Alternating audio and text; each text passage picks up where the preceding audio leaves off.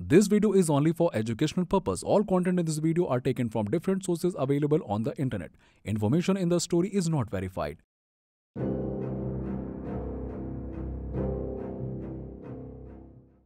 उत्तर प्रदेश के बावनखेड़ी गांव में एक ऐसा हादसा होता है जिसके बाद से आज भी गांव वाले अपनी बेटी का नाम शबनम रखने से कतराते हैं। अमरोहा जिले के बावनखेड़ी गांव में एक पढ़ा लिखा और इज्जतदार परिवार रहता था, जिसमें कुल मिलाकर 8 लोग रहते थे।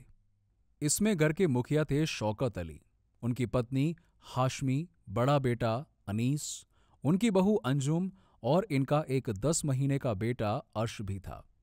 इसके अलावा घर में शौकत अली का छोटा बेटा राशिद और एक बेटी शबनम रहती थी।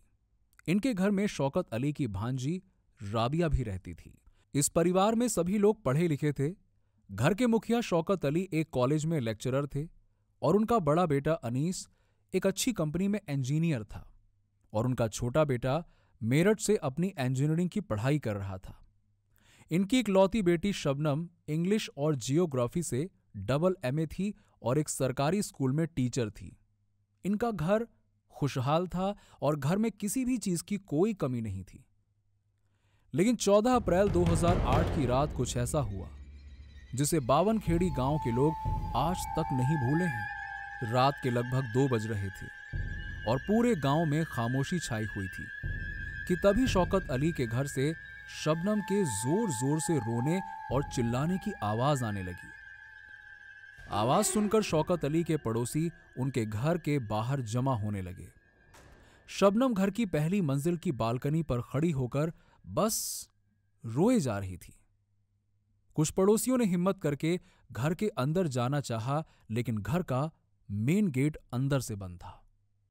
पड़ोसियों ने शबनम को बाहर से ही आवाज दी और उसे नीचे आकर घर का मेन गेट खोलने को कहा, जिसके बाद शबनम ने घर का मेन गेट खोला और वापस रोते हुए घर की पहली मंजिल पर चली गई।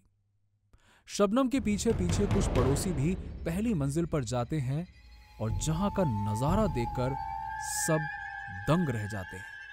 इस 8 लोगों के परिवार में शबनम को छोड़कर बाकी 7 लोगों का बड़ी बेरहमी से गला काटकर कत्ल कर दिया गया था, जिसमें 10 महीने का बच्चा अर्श भी था। पूरे घर में फर्श पर खून फैला हुआ था और शबनम का रो रो कर बुरा हाल था, जिसकी वजह से वो थोड़ी देर में बेहोश हो जाती है।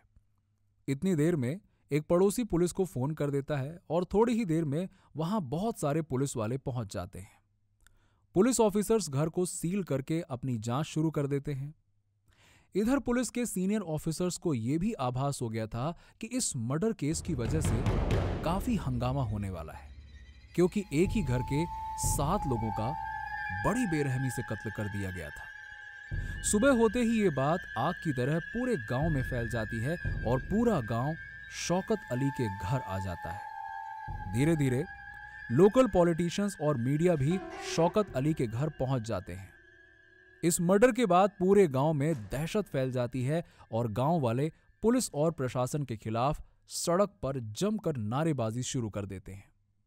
थोड़ी ही देर में यह खबर लखनऊ CM हाउस तक भी पहुंच जाती है और उस समय के CM मायावती जी इस मामले में हसनपुर थाने के कुछ पुलिस वालों को सस्पेंड कर देती हैं। तत्काल प्रभाव से निलंबित भी कर दिया गया। शहर के SSP अब इस केस की इन्वेस्टिगेशन इंस्पेक्टर RP गुप्ता को सौंप देते हैं और उन्हें जल्द ही इस केस को सॉल्व करने का बोलते हैं। इंस्पेक्टर गुप्ता तुरंत बावनखेड़ी गांव पहुंचकर वहां के लोगों से पूछताछ करते हैं। इंस्पेक्टर गुप्ता परिवार की इकलौती जिंदा बची सदस्य शबनम से भी पूछताछ करना चाहते हैं, लेकिन परिवार वाले और गांव के लोग पुलिस वालों से शबनम को परेशान ना करने की बात कहते हैं। खैर, इंस्पेक्टर गुप्ता जैसे तैसे शबनम से थोड़े बहुत सवाल जवाब करते हैं, जिसके बाद उन्हें लगता है कि शबनम पुलिस से कुछ तो छुपा रही है। इधर दूसरी तरफ मीडिया और गांव वालों का प्रेशर बढ़ता है तो CM मायावती जी खुद बावनखेड़ी गांव पहुंचकर शबनम को भरोसा दिलाती हैं कि शबनम के परिवार वालों को जिसने भी मारा है उसे जल्द ही गिरफ्तार कर लिया जाएगा। CM के आ जाने से पुलिस के ऊपर इस केस को जल्द सॉल्व करने का दबाव और बढ़ जाता है। उधर जांच में इंस्पेक्टर गुप्ता को यह पता चलता है कि शबनम 7 हफ्ते की प्रेग्नेंट है, लेकिन शबनम की अभी तक शादी ही नहीं हुई थी। एक बार फिर से इंस्पेक्टर गुप्ता शबनम से पूछताछ करते हैं, जिससे उनका शक और गहरा हो जाता है। शबनम उन्हें बताती है कि रात को घर में कुछ चोर घुसे और उसके पूरे परिवार को मारकर मेन गेट से भाग गए, जबकि पड़ोसियों ने पुलिस को बताया था कि घर का मेन गेट तो अंदर से बंद था, जिससे शबनम ने खुद नीचे आकर खोला था। शबनम ने यह भी बताया कि वो गर्मी की वजह से छत पे सो रही थी, जिसकी वजह से वो बच गई, लेकिन पुलिस की टीम को छत पर कोई बिस्तर नहीं मिला था। पुलिस वालों ने जब शबनम से पूछताछ की कि वो रात को 1 बजे नीचे क्या करने गई थी, तो शबनम के पास इस बात का कोई जवाब नहीं था। कभी वो बोलती कि उसे प्यास लगी थी और कभी वो बोलती कि रात को बारिश होने लगी थी, इसीलिए वो नीचे चली गई थी। साथ ही पुलिस को इसलिए भी शक हुआ कि अगर चोरों ने ही घर वालों को मारा था, तो फिर घर में सारा सामान एकदम ठीक ठाक से कैसे रखा हुआ था, और घर की औरतों ने जो ज्वेलरी पहनी हुई थी वो भी उनकी बॉडीज पर ही सही सलामत थी। इंस्पेक्टर गुप्ता का यह भी मानना था कि जब पूरे परिवार का कत्ल किया गया तो किसी पड़ोसी ने या शबनम ने शोर क्यों नहीं सुना, और क्योंकि ऐसा तो हो नहीं सकता कि घर के 7 लोगों का बेरहमी से कत्ल हो और कोई शोर शराबा ना हो। इंस्पेक्टर गुप्ता शबनम को पुलिस स्टेशन बुलाकर उससे डिटेल में पूछताछ करना चाहते थे, जिससे यह केस जल्दी सॉल्व हो जाए। लेकिन गांव वाले शबनम को पुलिस स्टेशन भेजना ही नहीं चाहते थे, क्योंकि उन्हें लग रहा था कि शबनम अभी अपने परिवार को खोने के सदमे में है और अभी उससे लंबी पूछताछ ठीक नहीं है। सभी गांव वालों और रिश्तेदारों की सहानुभूति शबनम के साथ थी। इधर इंस्पेक्टर गुप्ता फोन पर अपने सीनियर्स को इस केस के बारे में अपडेट दे रहे थे कि एक कांस्टेबल परिवार के सभी 7 लोगों की पोस्टमार्टम रिपोर्ट इंस्पेक्टर गुप्ता को देता है। पोस्टमार्टम रिपोर्ट के हिसाब से 10 महीने के बच्चे अर्श को छोड़कर बाकी सबके शरीर में किसी नशीली दवाई के होने के सबूत मिले थे। यानी सबको पहले नशीली दवा पिलाकर बेहोश किया गया था और फिर एक एक करके सबका गला किसी धारदार हथियार से काटा गया था, और इसीलिए कत्ल की रात घर में कोई शोर शराबा नहीं हुआ था। अब धीरे धीरे यह केस खुलता जा रहा था और साथ में यह भी पुख्ता था कि घर के ही किसी आदमी ने सबको मारा है। अब इंस्पेक्टर गुप्ता एक बार फिर से बावनखेड़ी गांव पहुंचकर गांव के प्रधान से मिलते हैं और प्रधान को समझाते हैं कि इस केस को जल्दी सॉल्व करने के लिए क्यों शबनम से गहरी पूछताछ की जरूरत है। इसके बाद गांव के प्रधान शबनम को थाने ले जाने की सहमति दे देते हैं। पुलिस टीम शबनम को पूछताछ के लिए पुलिस स्टेशन लाती है, लेकिन शबनम अपनी खराब तबीयत की बात बोलकर पुलिस से ज्यादा बात नहीं करती। इसी बीच इंस्पेक्टर गुप्ता के हाथ एक और सुराग लगता है, जो इस केस को सॉल्व करने में बहुत अहम रोल अदा करता है। दरअसल इंस्पेक्टर गुप्ता के पास एक खबरी का कॉल आता है, जो उनसे कहता है कि अगर इस केस को जल्द सॉल्व करना है तो पुलिस को शबनम के बॉयफ्रेंड सलीम से पूछताछ करनी चाहिए। इंस्पेक्टर गुप्ता जब शबनम से सलीम के बारे में पूछते हैं तो शबनम का चेहरा फीका पड़ जाता है। अब पुलिस की एक टीम बावनखेड़ी गांव पहुंचकर सलीम को अरेस्ट कर लेती है। इसके बाद पुलिस स्टेशन में सलीम से सख्ती से पूछताछ होती है, जिससे सलीम अपने गुनाह कबूल लेता है और उस रात की सारी घटना पुलिस को बताता है। सलीम ने बताया कि 14 अप्रैल की रात को शबनम ने अपने घर वालों को रोज की तरह पीने के लिए दूध दिया, जिसमें उसने पहले से ही बेहोशी की दवा मिला रखी थी। ये दवाई सलीम खुद गांव से 40 किलोमीटर दूर जाकर एक मेडिकल स्टोर से खरीद कर लाया। सिर्फ बच्चे को बेहोशी की दवा नहीं दी गई, क्योंकि उसे मारना बहुत आसान था। जब दवाई वाला दूध पीकर पूरा घर बेहोश हो गया तो शबनम ने सलीम को फोन करके अपने घर बुलाया। सलीम कुछ ही मिनट में शबनम के घर आ जाता है और वो अपने साथ एक धारदार कुल्हाड़ी भी लेकर आता है। शबनम बारी बारी से सबके बाल पकड़ती है और सलीम कुल्हाड़ी से सबका गला काट देता है। शबनम को जिन माँ बाप ने बड़े प्यार से पाल पोस कर बड़ा किया और जिन भाइयों के साथ वो बचपन में खेलकर बड़ी हुई थी, उन्हीं सब अपनों को शबनम ने अपने ही सामने बड़ी बेरहमी से कत्ल करवा दिया था। अब आखिर में बचता है 10 महीने का बच्चा अर्श, और उस 10 महीने के बच्चे अर्श को सलीम शबनम के कहने पर गला घोंटकर मार देता है। इसके बाद सलीम वहां से चला जाता है और शबनम अपने खून से सने कपड़े धोकर साफ कपड़े पहन लेती है। थोड़ी देर बाद शबनम अपनी बालकनी में आकर जोर जोर से रोने चिल्लाने लगी ताकि लोगों को लगे कि वो बहुत सदमे में है। सलीम का बयान लिखने के बाद इंस्पेक्टर गुप्ता ने शबनम को सलीम के बयान के बारे में बताया तो वो टूट गई और उसने भी अपना गुनाह कबूल कर लिया।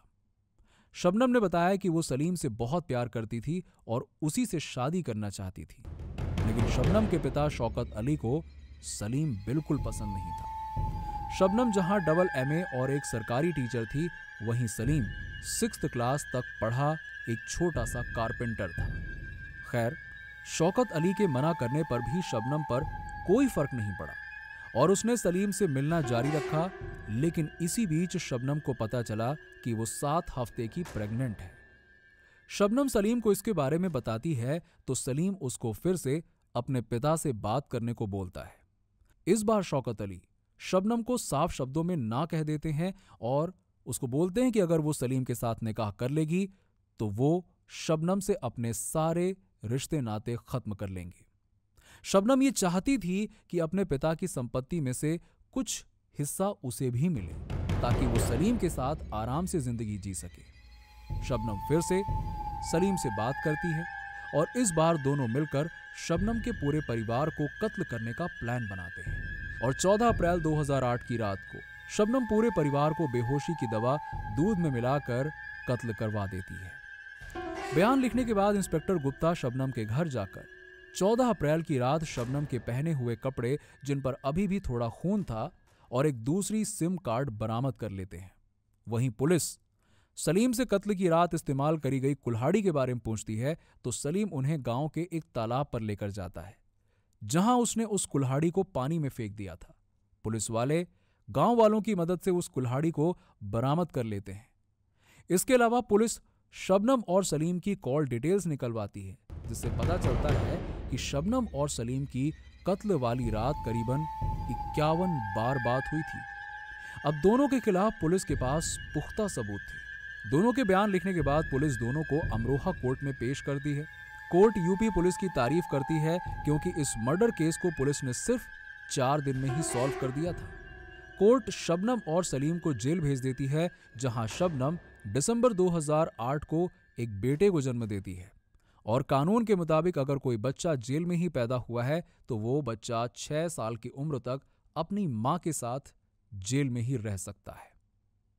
मर्सी पिटीशन केस की सुनवाई चली और साल 2012 में सबूतों के आधार पर कोर्ट सलीम और शबनम को फांसी की सजा सुनाती है। सजाए मौत के इस फैसले के खिलाफ सलीम और शबनम इलाहाबाद हाई कोर्ट में जाते हैं, पर हाई कोर्ट भी दोनों की फांसी की सजा को बरकरार रखती है। दोनों के वकील इन्हें भरोसा दिलाते हैं और इस बार ये सुप्रीम कोर्ट में मर्सी पिटीशन डालते हैं, पर सुप्रीम कोर्ट भी साल 2015 में इनकी मर्सी पिटीशन को खारिज कर देती है। इसके बाद शबनम अपनी मर्सी पिटीशन उस टाइम के यूपी के गवर्नर श्रीराम नाइक के पास भिजवाती है, जिसे गवर्नर साहब भी रिजेक्ट कर देते हैं। अब इन दोनों के पास एक आखिरी रास्ता बचता है, यानी कि इंडिया के प्रेसिडेंट के पास अपनी मर्सी प्ली भेजने का। लेकिन यह केस इतना क्रूर और संगीन था कि प्रेसिडेंट प्रणब मुखर्जी भी इनकी मर्सी प्ली को रिजेक्ट कर देते हैं। अब इस केस में जेल अथॉरिटीज को सिर्फ डेथ वारंट का इंतजार है।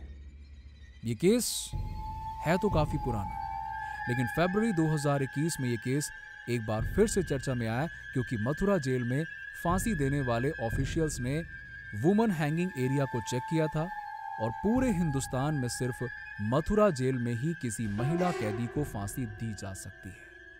और लोगों का मानना था कि ये इंस्पेक्शन शबनम को फांसी दिए जाने के लिए किया गया था और क्योंकि उसके बचने के सारे रास्ते अब बंद हो चुके हैं। शबनम का बेटा अब 14 साल का है और शबनम के कॉलेज फ्रेंड उस्मान सैफी ने उसे गोद लिया हुआ है। उस्मान सैफी के मुताबिक अगर शबनम को फांसी होती है तो उसका बेटा बिल्कुल अनाथ हो जाएगा। वहीं दूसरी तरफ शौकत अली के रिश्तेदार और पड़ोसी ये मानते हैं कि शबनम को उसके किए की सजा जरूर मिलनी चाहिए। फरवरी 2021 में शबनम के बेटे ने मीडिया के सामने आकर उस टाइम के प्रेसिडेंट रामनाथ कोविंद जी से अपनी मां शबनम को माफ करने की रिक्वेस्ट की थी। एक तरफ 14 साल का बच्चा है जिसे अपनी मां को खोने का डर है, वहीं दूसरी तरफ शौकत अली के करीबी परिवार वाले हैं जो चाहते हैं कि हर हाल में शबनम को उसके किए की सजा मिलनी चाहिए। अगर ऐसा होता है तो शबनम देश की पहली महिला होगी जिसे फांसी होगी। आपके हिसाब से हमारे प्रेसिडेंट को क्या फैसला लेना चाहिए और क्यों?